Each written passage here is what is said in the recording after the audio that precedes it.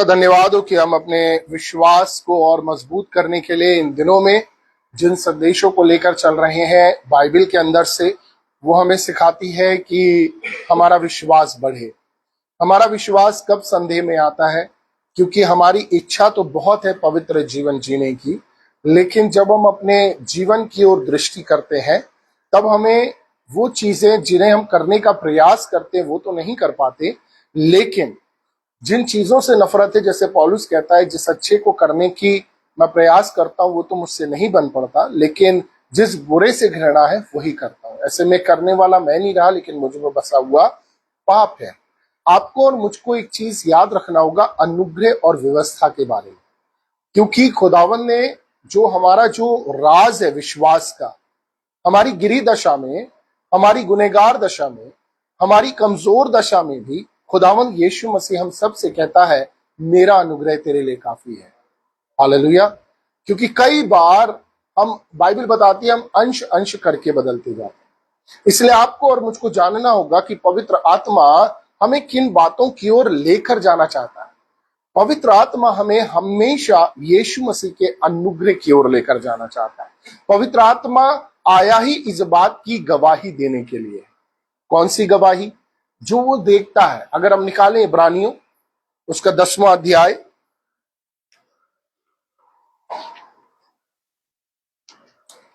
इब्रानियों और उसका 10वां अध्याय और 15वीं आयत को पढ़ें कोई। पवित्र आत्मा भी हमें यही गवाही देता है, और पवित्र आत्मा भी हमें यही गवाही देता है कि उसने पहले कहा था, प्रभु कहता है, जो वाचा मैं उन दिनों के बाद हम्म उनसे बांधूंगा, हम्म वह यह है हम्म कि मैं अपने नियमों को उनके हृदय पर लिखूंगा और मैं उनके विवेक में डालूंगा। फिर वह यह कहता है, मैं उनके पापों को और उनके अधर्म के कामों को फिर कभी स्मरण न करूंगा। मैं फिर कभी स्मरण ना करूंगा। देखिए ये गवाही कौन सी है? पवित्र आत्मा किस चीज की गवाही दे रहा है? गवाह ये नहीं कहता है कि ऐसा हुआ होगा, मैं बताता हूं ऐसा माना होगा, नहीं। जो देखा, जो प्रत्यक्ष रूप में पवित्र आत्मा ने सलीब पर खुदावंद यीशु मसीह के अंदर आपके और मेरे हर एक गुनाहों को उसने देखा कि यीशु मसीह जो बेऐब है, खुदा का बेटा है, किस प्रकार से उसे अपने ऊपर लेकर उस कामिल कुर्बानी को दे रहा है। और गवाही दी कि जब ये कुर्बानी हो गई, और अब पवित्र आत्मा इस बात का गवाह है कि खुदावंद ने जो हमारे साथ वादा किया कि उन दिनों में, कब? जब मसीह आएगा, मैं उनके अपने नियम उनके हृदय में लिखूंगा। यहां पर कौन सी बात हो रही है? यहां पर आपके और मेरे करने की बात नहीं हो रही है। हमारा विश्वास कब बढ़ेगा? खुदावन चाहता है हमारा आत्मसमर्पण, सच्चाई के साथ खुदावन के पास आना, अपनी गुनाह में, अपनी गलती में, अपनी हर एक बातों में श्रेय प्रभु को देना। चाहे आप सेवा में बढ़ रहे हो, चाहे आप पारिवारिक रूप से बढ़ रहे हो, चाहे आप गिरी दशा में भी हो, अपना आत्मसमर्पण आप यीशु मसीह के पास करें। और वो कहता मैं अपने नियम उनके हृदय में लिखूंगा। खुदावन कह रहा है वो हमारे जीवन में काम करेगा। बाइबल हमेशा हमें इंगित करती है, हमें इशारा करती है। इससे पहले जब आप इब्रानी को पढ़ेंगे तो वहां पर लिखा हुआ हैगा कि तुम जिस पहाड़ के पास आए हो वो सिय्योन पहाड़ है। सीने पहाड़ के पास नहीं आए जहां 10 आज्ञाएं दी थी। बाइबल कहती शब्द मारता है, आत्मा जिलाता है। ठीक है, शब्द कहां से मारता है? वहां से जहां आज्ञाएं दी गई। बड़ी उत्सुकता के साथ बाइबल बताती है कि जब परमेश्वर बातें कर रहा था, किनके कहे अनुसार? इन्हीं के कि तू मूसा कह, जो परमेश्वर कहेगा हम करेंगे। परमेश्वर ने कहना चालू किया और अब ये मूसा से कह रहे हैं मूसा तू ही हमसे बात कर, परमेश्वर हमसे बात ना करे। देखिए बाइबल किस ओर इशारा कर रही है? वहां से 10 आज्ञाएं दी गई और 3000 लोग मर गए। उसके बाद 3000 लोग मर गए। लेकिन जब कामिल कुर्बानी पूरी हुई, जब खुदाबंद यीशु मसीह आया और जब अनुग्रह रिलीज हुआ, उस समय 3000 लोग बचा लिए। हालेलुया। इसलिए आपको और मुझको जानना है कि खुदावंद का अनुग्रह मेरे लिए काफी है। हमें उस प्रैक्टिस से बाहर निकलने की जरूरत है। आज अधिकतर विश्वासी जीवन क्यों जद्दोजहद में है? क्योंकि हम एक दो रस्म अदायगी को करने के द्वारा, अपने द्वारा परमेश्वर के धर्म कर्म कांड को करने के द्वारा हम सोचते हैं कि हमने परमेश्वर के लिए कुछ किया है।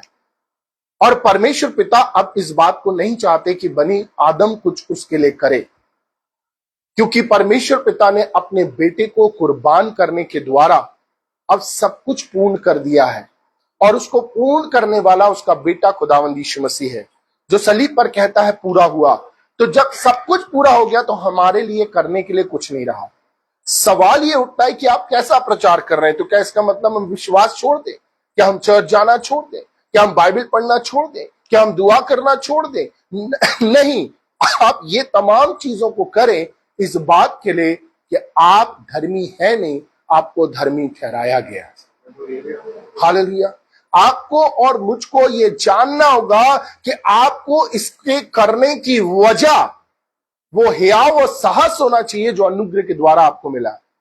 ये दुनिया के लोग आपको क्या कहते हैं मायने नहीं लगता, लेकिन आपका यीशु मसीह पर विश्वास करना, परमेश्वर कहता है जब तुमने यीशु पर विश्वास किया, मैं तुम्हारे अंदर अपने बेटे को देखता हूं और मैंने तुम्हें धर्मी ठहरा दिया है। मेरा न्याय यीशु मसीह और परमेश्वर पिता के सामने है, ना कि लोग मेरा न्याय करेंगे। इस संसार में लोग हमेशा आपके अंदर एक भलाई और 10 बुराई को ढूंढेंगे, क्योंकि वो मिल भी जाएगी। अगर मैं प्रचार कर रहा हूं, आप मेरे अंदर अगर बुराइयों को देखेंगे, आपको मिल जाएगी। कोई परफेक्ट नहीं है और सिर्फ एक योग्य है, एक पवित्र है, एक काबिल है, जिसका नाम है यीशु मसीह। हालेलुया। और इसलिए आपको और मुझको जानना है कि आज मैं जो हूं, आने वाले समय में जो होऊंगा, हर एक बात की महिमा यीशु मसीह को मिलना चाहिए। और जब मैं इस आत्मसमर्पण के साथ चलूंगा, जब मैं इस विश्वास के साथ दुआ करूंगा कि प्रभु तेरा धन्यवाद कि मेरे अंदर गलतियां होने के बावजूद तूने यीशु मसीह में मुझे अपना बेटा और अपनी संतान बना लिया है, आप देखेंगे कि किस प्रकार से आपके जीवन को पिता और आगे बढ़ाएगा और पवित्र करेगा, क्योंकि वो जानता आपके जीवन को पवित्र करने के द्वारा, आपके समर्पण के द्वारा यीशु का नाम महिमा पाएगा। हालेलुया। और आज इन्हीं बातों को हम सीखेंगे कि हमारा विश्वास, हमारा ध्यान में सिर्फ यीशु मसीह है, पिता की मर्जी है, और पवित्र आत्मा आया ही इसलिए कि तुम अपने ध्यान को यीशु से हटाओ नहीं। और शैतान की मर्जी यह है कि वो यीशु मसीह से ध्यान हटाकर हमें व्यवस्था की ओर लेकर जाए। नो, तुम्हारे अंदर अभी ये नहीं है, तुम प्रभु के पास नहीं जा सकते। अरे तुमने ये गुनाह कर दिया, तुमने ये गलती कर दिया, पिता तुमसे नाराज है। अरे अब तुम काबिल नहीं रहे। काबिल तो हम जीवन की अंतिम सांस तक नहीं है, क्योंकि काबिल तो सिर्फ यीशु मसीह है, और वही है जो हमें काबिल बनाता है। हालेलुया। और इसलिए मेरे अजीजों, अपने जीवन को इस विश्वास और ईमान के साथ आगे बढ़ाए कि मेरा खुदावंद मुझसे प्यार करता है। हालेलुया। और उसके प्यार को और उसकी मोहब्बत को मैंने इससे जाना कि जब मैं गुनाहगार था तब मसीह मेरे लिए मरा।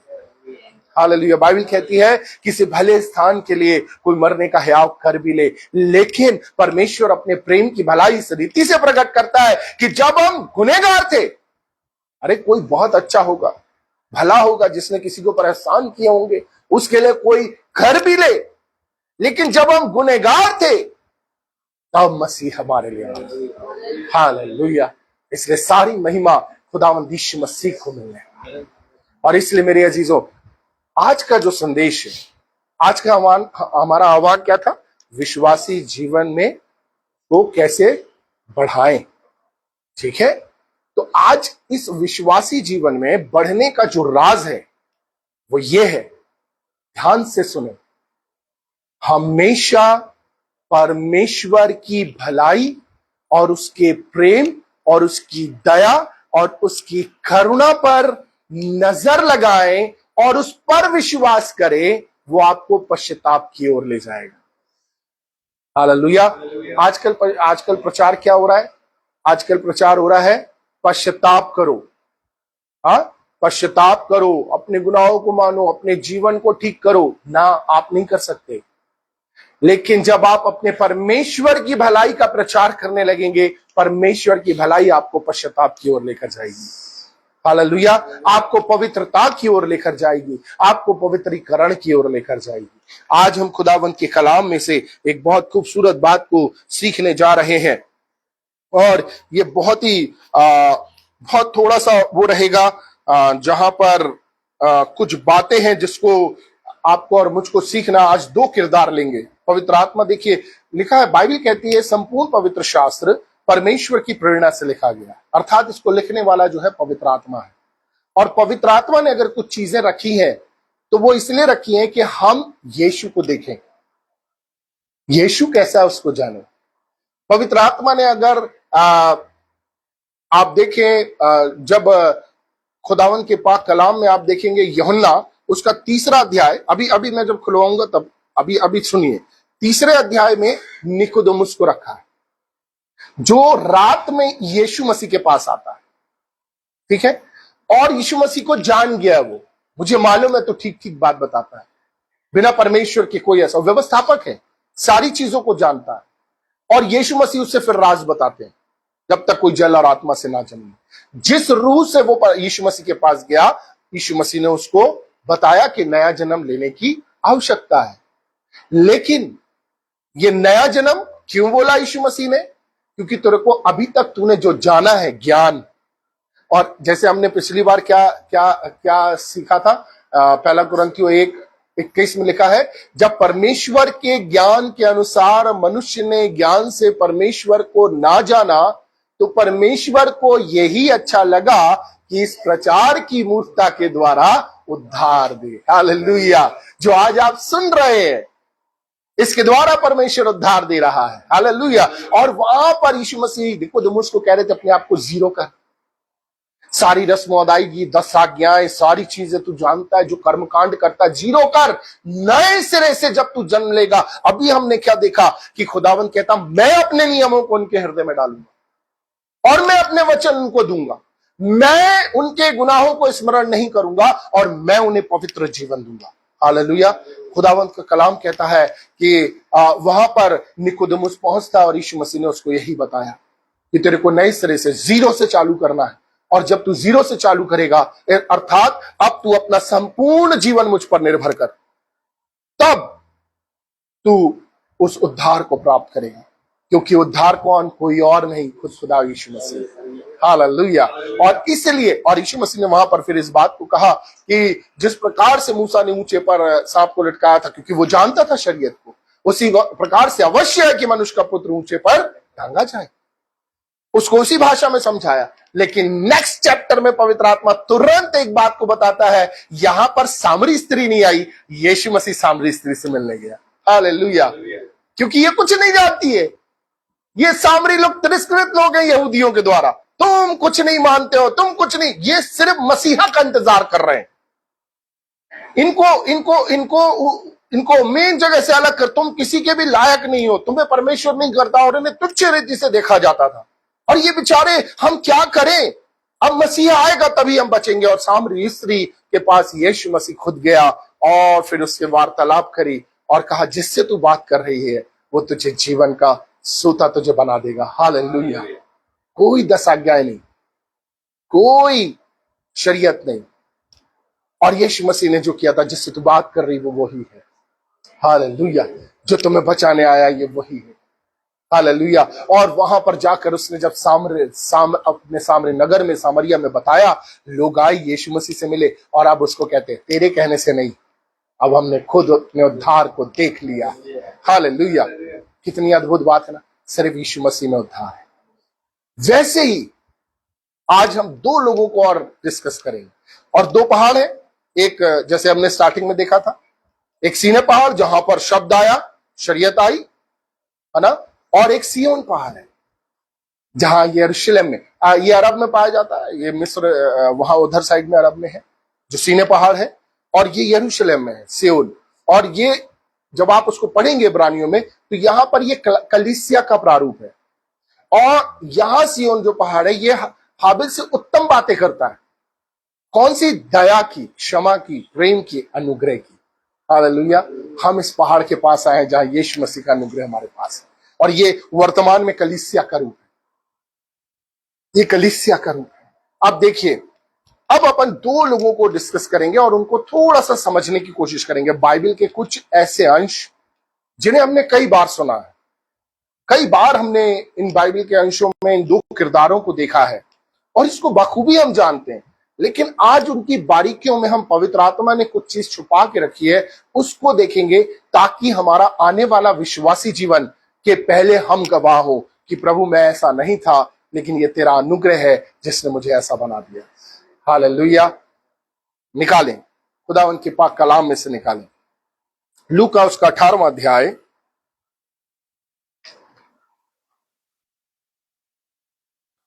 और उसके 18वीं आयत से पढ़ें। सरदार ने उससे पूछा, हे उत्तम गुरु, अनंत जीवन का अधिकारी होने के लिए मैं क्या करूं? यीशु ने उससे कहा, तू मुझे उत्तम क्यों कहता है? कोई उत्तम नहीं, केवल एक, अर्थात परमेश्वर। तू आज्ञाओं को तो जानता है, व्यभिचार ना करना, हत्या ना करना, चोरी ना करना, झूठी गवाही ना देना, अपने पिता और अपनी माता का आदर करना। उसने कहा, मैं तो इन सब को लड़कपन ही से मानता आया हूँ। यह सुन यीशु ने उससे कहा, तुझ में अब भी एक बात की घटी है। अपना सब कुछ बेचकर कंगालों को बांट दे और तुझे स्वर्ग में धन मिलेगा, और आकर मेरे पीछे बोले। वह ये सुनकर बहुत उदास हुआ, क्योंकि वह बड़ा धनी था। बस यहां पर एक किरदार मिला है। ये धनी युवा शासक है, और जब ये यीशु मसीह के पास आया है, ठीक है, वो झुककर बोल रहा है, हे उत्तम गुरु, अनंत जीवन पाने के लिए मैं क्या करूं? और यीशु मसीह कहता, तू मुझे उत्तम क्यों कहता है? उत्तम तो एक है, अर्थात परमेश्वर। इसको भी सीखेंगे कैसे, ठीक है।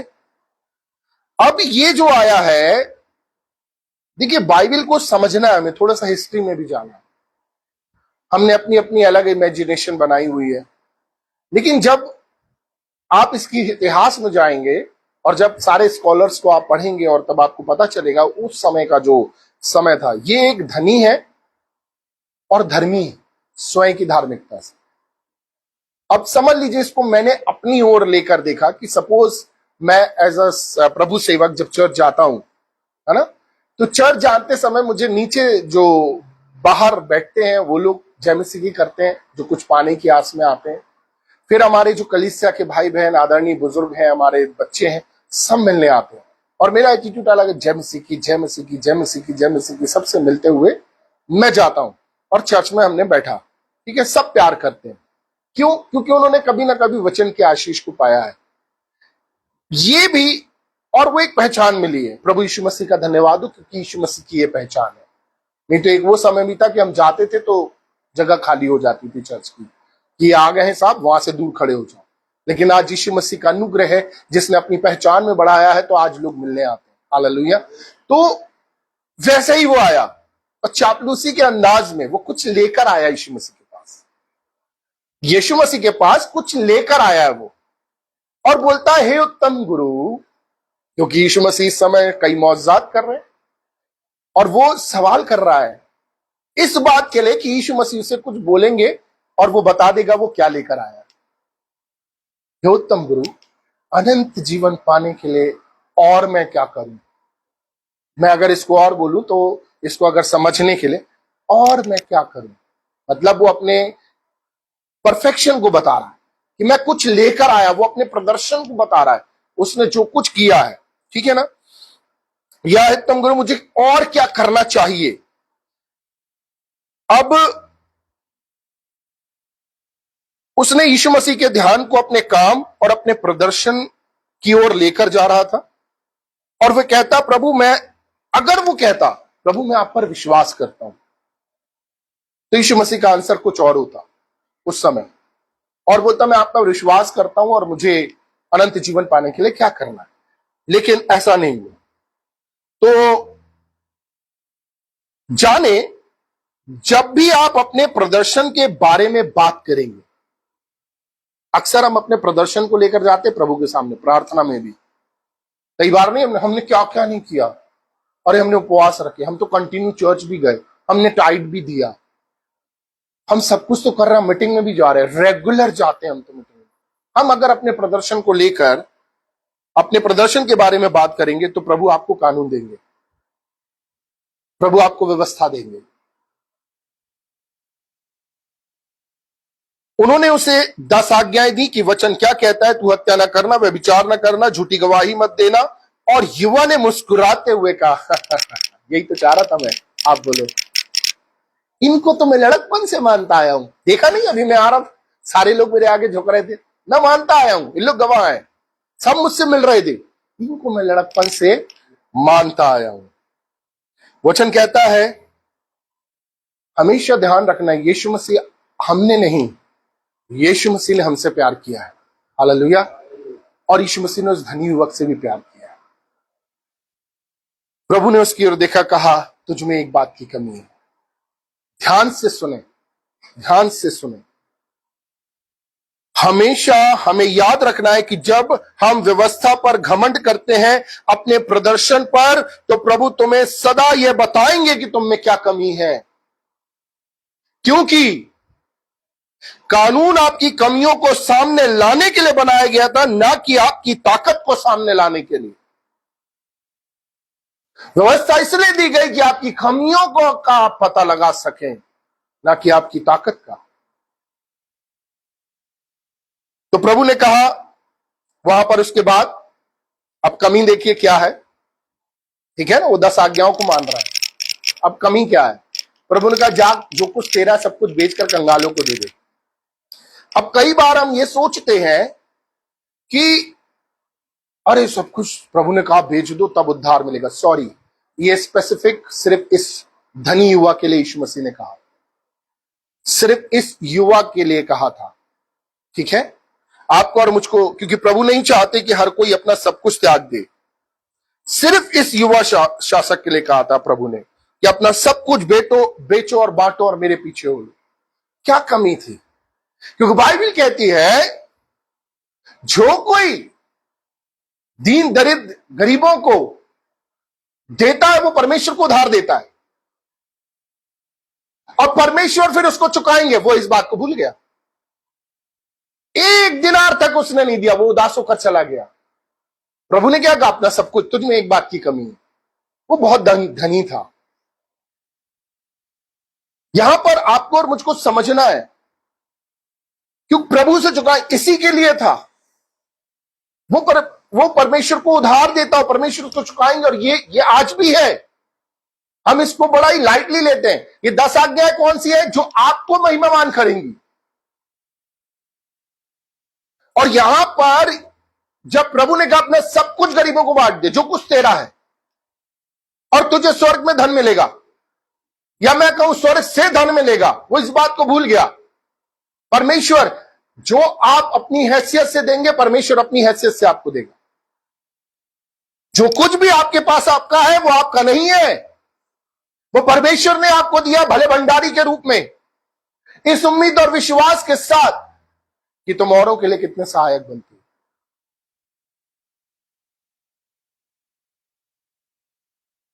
उसने घमंड किया। वचन बताता है वह दुखी होकर चला गया, क्योंकि वह बहुत धनवान था और उसके पास बहुत सी संपत्ति थी।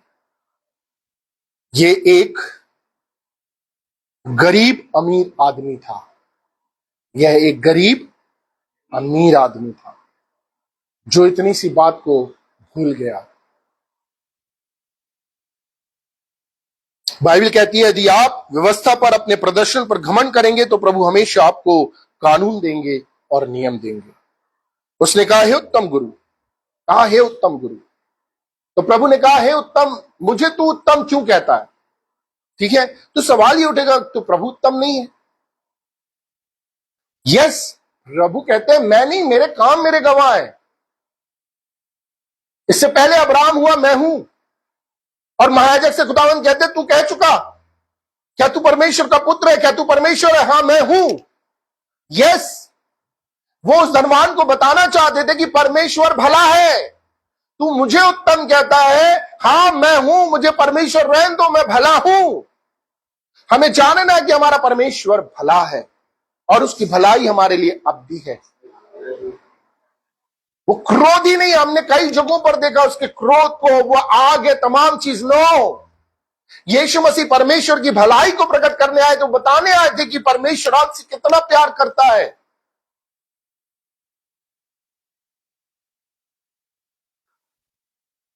और खुदावन चाहते हैं कि हम उसके प्रेम, उसकी अच्छाई में विश्राम करें। आज कई बार मेरे अजीजों, हमारे जीवन में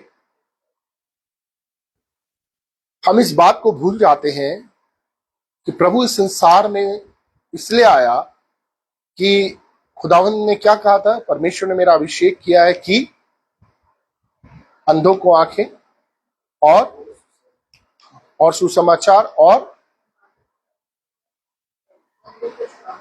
हाँ ठीक है, बंधुओं को छुटकारे का सुसमाचार। आपको और मुझको जानना है मेरे अजीज, प्रभु चाहता है, ये तो इस धनवान के लिए था, लेकिन प्रभु चाहता है प्रैक्टिकली हम भी उन लोगों की सुधि लें, क्योंकि बाइबल कहती है जब तुम उनकी सुधि लोगे, जो उनको उधार देता है वो परमेश्वर को उधार देता है। और जब तुम अपनी हैसियत से करोगे, भाई आप 10, 5, 20, 50 जिसका भी कर रहे हैं, सहायता कर रहे हैं, तुमने अपनी हैसियत से किया, परमेश्वर अपनी हैसियत से तुम्हें बरकत बख्शेगा। हालेलुया। वहीं दूसरी ओर अगला अध्याय हमें बताता है एक ऐसे व्यक्ति के बारे में जिसका नाम है जक्कई। ठीक है, और यीशु मसीह कहां गया है? अब यहां पर कौन आया है? धनवान व्यक्ति। देखिए फिर से पैटर्न वही मिल रहा है। धनवान व्यक्ति यीशु मसीह के पास आया कुछ लेकर, ये मैं 10 आज्ञाओं को मानता हूं अपने प्रदर्शन पर। अब यीशु मसीह शराब के नगर गए, यरीहो में, ये शराब का नगर है। अब यहां यीशु मसीह गए, वहां पर एक शख्स है जिसका नाम जक्कई है। यीशु ने कहा जक्कई झट नीचे उतरा, आज रात मुझे तेरे घर पर आना है, मुझे तुम्हारे घर पर भोजन करना है। जक्कई एक टैक्स कलेक्टर था, तो कर वसूलने वाला बनना अपने ही देश के साथ एक गद्दारी या विश्वासघात करने जैसा था। रोम का शासन था और रोम ने ऐसे लोगों को रखा हुआ था जो उनसे टैक्स वसूले, और यहूदी लोग इनसे, क्योंकि ये यहूदी थे, जक्कई भी यहूदी है ना, जैसे मत्ती को चुना, मत्ती भी टैक्स कलेक्टर, अपना सब कुछ छोड़कर चल दिया। ये बुद्धिमान लोग थे और इन्हें रोम सरकार ने रखा हुआ था कि तुम लेखा जोखा बहुत अच्छा कर सकते हो, और इसने बहुतों के साथ उनसे वसूला भी और सारी चीजें की, है ना। तो यहां पर लोग इससे नफरत करते थे, इसको हे दृष्टि से देखते थे। और वहां पर बाइबल को जब आप पढ़ोगे तो वहां पर लिखा है लोग कानाफूसी करने लगे, ये तो पापियों के यहां उतरा है, ये पापियों के यहां भोजन करता है, ये तो बिल्कुल पाप में जन्मा है। मत्ती को देखिए, मत्ती जब यीशु मसीह के पास आया, वो बुद्धिमान था, उसने जो वंशावली रखी, आप देखिए उसके अब्राहम से चालू करके उसने 14 करके उसने सिस्टमैटिक एक क्रोनोलॉजी बनाई, जहां से वो यीशु मसीह के पास तक आने पाया।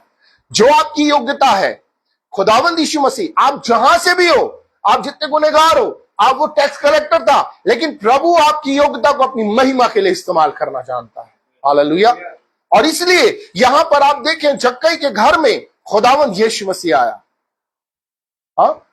और जब खुदावंद आए, उसका नाम जक्कई है, जक्कई के घर पर उन्होंने कोई कानून नहीं दिया। जहां यीशु मसीह आए कोई कानून नहीं दिया गया, और लोग बातें करने लगी, यीशु पापी क्या भोजन करता है, जो देश के साथ विश्वासघात करता है। यीशु जो अपने को उद्धार करता कहता है वहां है। अंत में भोजन के बाद, इससे पहले यीशु कुछ कहते। अब आप इस सिचुएशन को समझिए।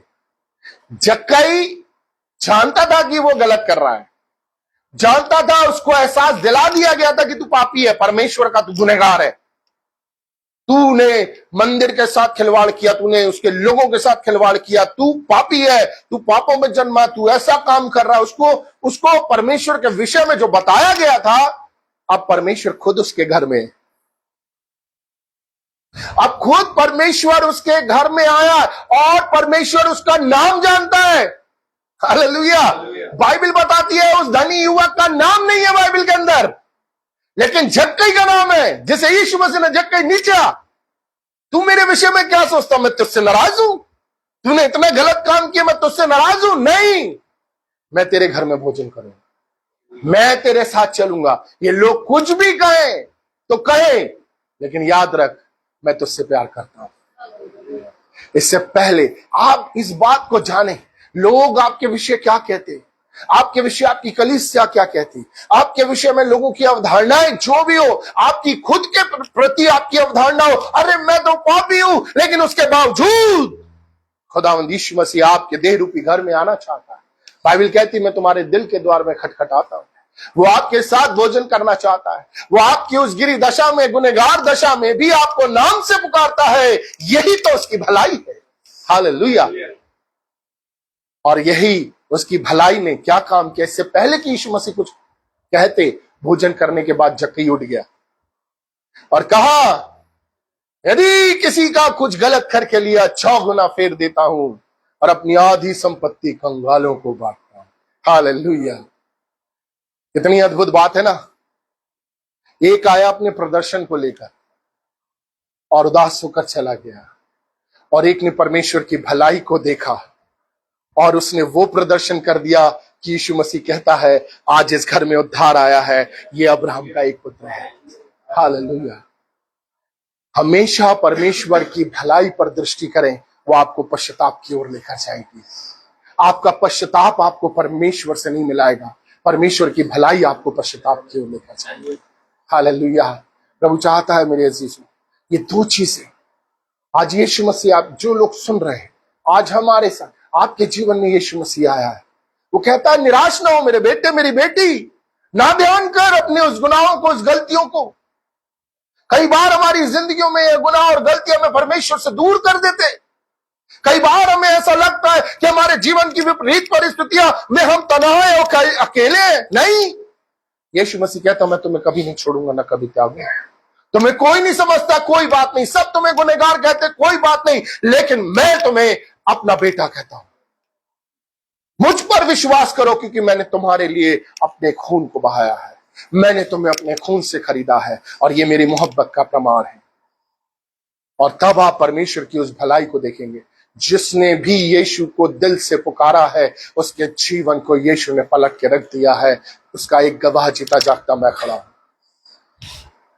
जिसने भी दिल से, कोई प्रदर्शन नहीं, प्रभु मैं पहले अपने आप को ठीक कर लूं, मैं अपने शराब छोड़ दूं, मैं गाली गलौज छोड़ दूं, पहले मैं ये कर लूं। नो, आपने यीशु को पुकारा और यीशु ने कहा मेरे बेटे मेरी बेटी आजा, मैंने तुझे कबूल किया, जो हुआ सो हुआ। आज मैं तुझे फिर वही अधिकार देता हूं, देओ इसको जूते, देओ इसको वस्त्र, देओ इसको अंगूठी, और आज काटो बछड़े जानवर काटो, आज उत्सव मनाओ, क्योंकि मेरा बेटा वापस आ गया है। परमेश्वर की भलाई पर स्मरण करें, वो आपको पश्चाताप की ओर लेकर जाएंगी और आपके जीवन को पवित्र बनाएगी। Hallelujah, hallelujah. प्रभु चाहता है उसकी भलाई पर स्मरण करें। प्रभु चाहता है सिर्फ देखिए कि हमारा प्रभु कितना भला है। आप जक्कई की उस फीलिंग को देखिए, जब सबने उसे ठुकरा दिया, उसके अंदर एक क्यूरियोसिटी थी कि वो देखे यीशु कौन है, वो देखे परमेश्वर कौन है। उसको मालूम था उसका परमेश्वर, उसको बताया गया था कि वो तुझसे नाराज है, उसको बताया गया था कि तुझे सजा मिलेगी, उसको बताया गया कि तू नरक में सड़ेगा, उसको बताया गया था कि तेरे से परमेश्वर नाराज है, तू तो उसकी आग में जलेगा। वो सिर्फ देखना चाहता था वो कौन है, लेकिन उसको यह भी नहीं मालूम था कि वो तेरा नाम जानता है। और जब आया यीशु तो उसी पेड़ के नीचे बोलता है जक्कई, और जब यीशु की मुलाकात होती ना साहब, आंख से आंसू नहीं रुकते। आपको मालूम है जितनों ने यीशु की इतनी सी भी प्रेजेंस को महसूस किया है, आप कुछ बोल ही नहीं पाओगे, आप रोते रहोगे। आपके रोने का मालूम कारण क्या होगा, क्योंकि आपको मालूम है आप कितने कीचड़ में थे, उसके बाद प्रभु ने अपनी उपस्थिति आपको दी है। और जब आप रोगे, उसकी उपस्थिति आपको पश्चाताप की ओर लेकर जाएगी, इस बात के लिए कि वो कितना भला परमेश्वर। हालेलुया। इसलिए उसके अनुग्रह की ओर दृष्टि करे मेरे अजीजों। खुदावंद ने कहा मेरा अनुग्रह तेरे लिए काफी है। पवित्र आत्मा इस बात का गवाह है। बोलता पवित्र आत्मा भी इस बात की गवाही देता कि उसने कहा अंत के दिनों में मैं अपने नियम उनके हृदय में लिखूंगा, उनके मनों में डालूंगा, और मैं उनके गुनाह को कभी स्मरण नहीं करूंगा। क्यों? क्योंकि मैं पूरा करूंगा।